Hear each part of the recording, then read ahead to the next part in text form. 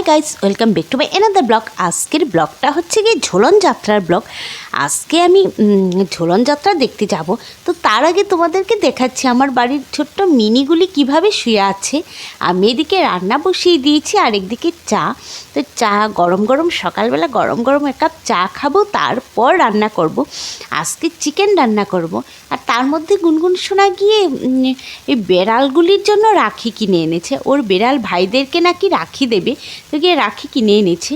আর এদিকে আমি মশলা কষিয়ে নিয়েছি, চিকেনটা বসিয়ে দেব।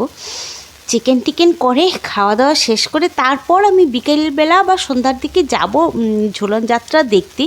তো জগন্নাথ বাড়িতে যাব। আমার এদিকে রান্না হয়ে যাচ্ছে, এদিকে গুনগুন সোনাকেও স্নান টান করিয়ে দিয়েছি। আমিও স্নান করে সকালবেলা পুজো দিয়েছি, তারপর আমি রান্নাটা করছি। আর রান্না টান্না শেষ করে বাসনপত্রগুলি ধুয়ে তারপর খাওয়া দাওয়া শেষ করে একটু বিশ্রাম করব, কারণ সকালবেলা উঠেছি তো, আর একটু বৃষ্টিও পড়ছিল, বৃষ্টি ভিজে ফুল এনেছি, ভাল লাগছে না এই জন্য শরীরটা। তো ফাইনালি আর কি বলবো, ফাইনালি আমি আর গুনগুন সোনা রেডি হয়ে গেছি। তো আমরা যাচ্ছি জগন্নাথ বাড়িতে। তা আজকে আমি শাড়ি পরেছি, আমাকে কেমন লাগছে কমেন্ট করে বলবে। আর এই যে কানেরগুলো, এগুলো আমি মেলা থেকে গুনগুনের বাবা আমাকে এনে দিয়েছিল, তাই পরেছি।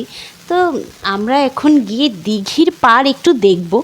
দিঘির পাড়ে কি সুন্দর করে সাজানো হয়েছে ঝুলন উপলক্ষে। আর উল্টো দিকে একটা বাড়ি আছে, সেটাতে ঝুলন পুজো হয়, তো সেটাতে সুন্দর করে সাজিয়েছে। আর এই উল্টো দিকে ঝুলন দিঘির পাড়টাকেও সাজিয়ে দিয়েছে। এই হচ্ছে সেই ঝুলনের বাড়িটা।